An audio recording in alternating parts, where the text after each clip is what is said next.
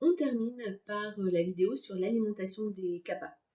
Donc pour CAPA, on va privilégier une alimentation qui soit astringente, piquante, amère. Justement, par rapport à la tendance naturelle de CAPA à retenir, donc à faire de la rétention, à retenir les aliments et à stocker, on va donc chercher à privilégier des aliments qui assèchent, qui sont astringents, qui retirent l'humidité. En boisson, on va, bien sûr, il est très recommandé pour les CAPA de boire de l'eau chaude.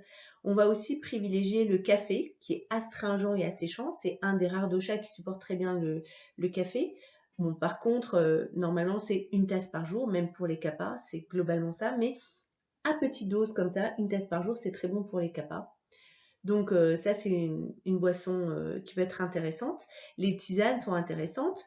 Ce qui est intéressant pour CAPA, ça va être de boire de l'eau et du gingembre avant le repas, parce que bien évidemment, les épices vont venir booster le système digestif, et le CAPA a déjà un système digestif qui est lent.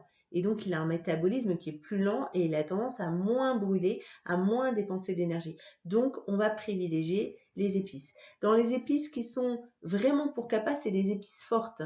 Donc là, on va être justement sur du piment, sur la noix de muscade, sur les graines de moutarde, le paprika, la cannelle, des épices la Safoetida, des épices, vous l'aurez compris, qui sont assez fortes, justement. Et ça, c'est des épices qui sont très bonnes pour CAPA. Au niveau alimentation, évidemment, on va diminuer, enfin, éviter en tout cas tous les plats lourds, industriels, ça c'est le plus mauvais pour CAPA, alors que c'est le dosha qui est le plus attiré par tout ce qui est nourriture industrielle, junk food. Donc ça, il faut vraiment l'éviter pour eux parce qu'ils stockent très facilement. En légumes, la plupart des légumes sont bons pour CAPA. On va dire, voilà, il y a les champignons, le concombre, l'aubergine qui sont peut-être un peu moins, qui sont un peu moins recommandés, mais globalement, il n'y a pas vraiment de restriction sur les légumes. Les céréales, bien sûr, sont très bonnes. Elles sont à privilégier par rapport aux pommes de terre, patates douces, qui sont là des féculents qui sont beaucoup plus lourds à digérer pour le CAPA. Donc, on va privilégier les céréales comme l'orge, l'amarante, le millet, le quinoa, des céréales légères, et aussi les légumineuses qui sont très nourrissantes. Donc le kitcheri, même c'est un plat qui est tridoshique, est très bon pour les CAPA. La cuisine végétarienne est très bonne pour les CAPA.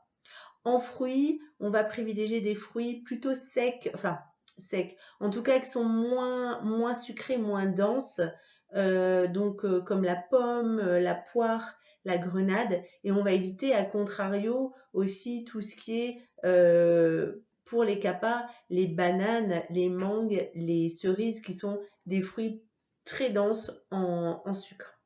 Je pense que j'ai tout dit. Un dernier petit remède, le matin au réveil, en cas de congestion pour CAPA, qui a tendance à avoir de l'accumulation de mucus, les CAPA peuvent prendre de l'eau chaude avec du gingembre, du miel, du citron.